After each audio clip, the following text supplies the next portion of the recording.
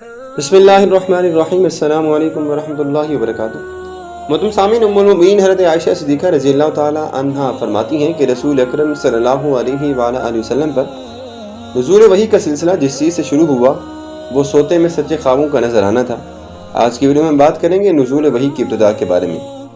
آپ صلی اللہ علیہ وآلہ وسلم جو خواب دیکھتے اس کی تعبیر اس طرح روشن ہو کر سامنے آ جاتی جیسے کہ صبح کا اجالا۔ اس کے بعد آپ صلی اللہ علیہ وآلہ وسلم کو تنہائی کا شوق پیدا ہو گیا آپ کے اندر، اور آپ صلی اللہ علیہ وآلہ وسلم غار حرا میں گوشہ نشین رہنے لگے۔ اس غار میں آپ صلی اللہ علیہ وآلہ وسلم عبادت کیا کرتے تھے، یعنی متعدد راتیں وہیں عبادت میں اس قدر مشغول رہتے کہ جب تک گھر والوں کا اشتیاق پیدا نہ ہو جاتا آپ صلی اللہ علیہ وآلہ وسلم اس کے لیے زادرہ لے جاتے، پھر حضرت خدیجہ الکبریٰ رضی اللہ تعالی عنہا کے پاس آتے اور اگلی راتوں کے بقدر کچھ چیزیں لے کر واپس غار میں چلے جاتے۔ یہ سلسلہ جاری رہا یہاں تک کہ حق کے ظہور کا وقت آ گیا۔ آپ صلی اللہ علیہ وآلہ وسلم اس وقت بھی غار حرا میں تھے۔ آپ صلی اللہ علیہ وآلہ وسلم کے پاس ایک فرشتہ آیا اور کہا کہ پڑھو۔ آپ صلی اللہ علیہ وآلہ وسلم نے فرمایا کہ میں پڑھنا نہیں جانتا۔ آپ صلی اللہ علیہ وسلم فرماتے ہیں کہ پھر فرشتے نے مجھ کو پکڑا اور خوب زور سے بھینچا، یہاں تک کہ مجھے انتہائی تکلیف اور مشقت پہنچی۔ پھر اس نے مجھے چھوڑ دیا اور کہا کہ پڑھو۔ میں نے پھر وہی جواب دیا کہ میں پڑھنا نہیں جانتا۔ حضور نبی کریم صلی اللہ علیہ وسلم فرماتے ہیں کہ فرشتے نے دوسری مرتبہ مجھ کو پکڑا، یہاں تک کہ مجھے دوبارہ انتہائی تکلیف اور مشقت کا سامنا کرنا پڑا۔ پھر اس نے مجھے چھوڑ دیا اور کہا کہ پڑھو۔ میں نے اس بار بھی یہی کہا کہ میں پڑھنا نہیں جانتا۔ فرشتے نے تیسری بار مجھ کو پکڑا اور کہا کہ پڑھو، اقرأ بسم ربک الذی خلق خلق الانسان من علق اقرأ وربک الاکرم الذی علم بالقلم علم الانسان ما لم یعلم۔ اس کے بعد حضور نبی کریم صلی اللہ علیہ وآلہ وسلم ان آیات کے ساتھ مکہ واپس آئے۔ اس وقت بھی حال تھا کہ آپ صلی اللہ علیہ وآلہ وسلم کا دل کانپ رہا تھا۔ آپ صلی اللہ علیہ وآلہ وسلم نے حضرت خدیجہ الکبریٰ رضی اللہ تعالی عنہا کے پاس پہنچ کر کہا کہ مجھے کپڑا اڑا دو، مجھے کپڑا اڑا دو۔ حضرت خدیجہ الکبریٰ رضی اللہ تعالی عنہا نے آپ کو کپڑا دیا، یہاں تک کہ آپ صلی اللہ علیہ وآلہ وسلم کا خوف و ہراس جاتا رہا۔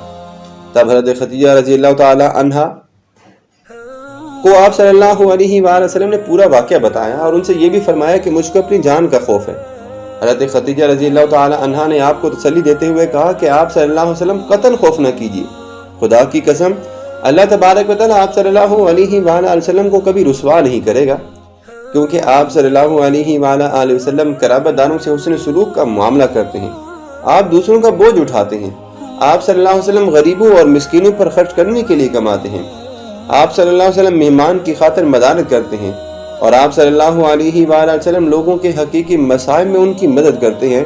اس کے بعد حضرت خدیجہ رضی اللہ تعالی عنہا حضور نبی کریم صلی اللہ علیہ وآلہ وسلم کو لے کر اپنے چچا زاد بھائی ورقہ بن نوفل کے پاس پہنچی۔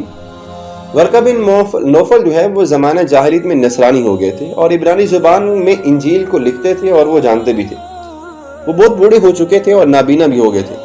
حضرت خدیجہ رضی اللہ تعالی عنہا نے ان سے کہا کہ اے ابن عمم، اپنے بھتیجے کی روداد سن لیجئے، ورنہ ورقہ بن نوفل حضور نبی کریم صلی اللہ علیہ وآلہ وسلم کی طرف متوجہ ہوا اور کہا اے میرے بھتیجے، تم کیا دیکھتے ہو؟ رسول اکرم صلی اللہ علیہ وآلہ وسلم نے ان کے سامنے وہ سارا واقعہ بیان کیا جو آپ صلی اللہ علیہ وآلہ وسلم کے ساتھ پیش آیا تھا۔ ورقہ نے کہا یہ تو وہی ناموس فرشتہ ہے جس کو اللہ تبارک و تعالی وحی دے کر حضرت موسیٰ علیہ السلام کے پاس بھیجتا تھا۔ اے کاش میں اس وقت تک اعلان نبوت کے وقت تک جوان ہوتا، میں زندہ رہتا جب تمہیں تمہاری قوم تمہارے ہی شہر سے نکال دے گی۔ حضور نبی کریم صلی اللہ علیہ وآلہ وسلم نے حیران ہو کر پوچھا کہ کیا واقعی میری قوم مجھے شہر سے نکال دے گی؟ ورقہ بن نوفل نے کہا ہاں، کیونکہ جب بھی کوئی شخص تمہاری طرح نبوت اور شریعت لے کر آیا ہے اس کی قوم اس کی دشمن بن گئی۔ اگر میں ان ایام میں زندہ رہا تو پوری طاقت اور قوت سے تمہاری مدد اور حمایت کروں گا۔ لیکن اس کے بعد ورقہ بن نوفل زیادہ دن زندہ نہ رہے اور جلد ہی اس دنیا سے چلے گئے اور وحی کا سلسلہ بھی منقطع ہو گیا۔ بحوالہ صحیح بخاری اور صحیح مسلم۔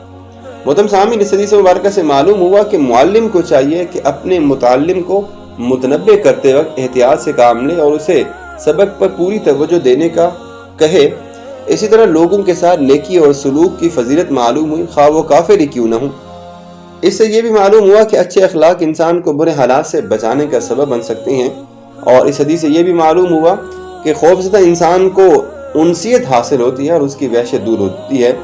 اس حدیث سے دوسری قوم کی زبان سیکھنے کا جواز بھی معلوم ہوا جو کسی مصلحت پر مبنی ہو اور اس میں کسی قسم کی کوئی قباحت نہیں ہے۔ یہ بھی معلوم ہوا کہ ہلاک شدگان کی کثرت سے دھوکہ نہیں کھانا چاہیے اور نجات یافتہ لوگوں کی قلت سے کبھی گھبرانا نہیں چاہیے۔ اللہ تبارک و تعالی ہم سب کو نبی اکرم صلی اللہ علیہ وآلہ وسلم کی سیرت پر عمل کرنے کی توفیق عطا فرمائے، آمین۔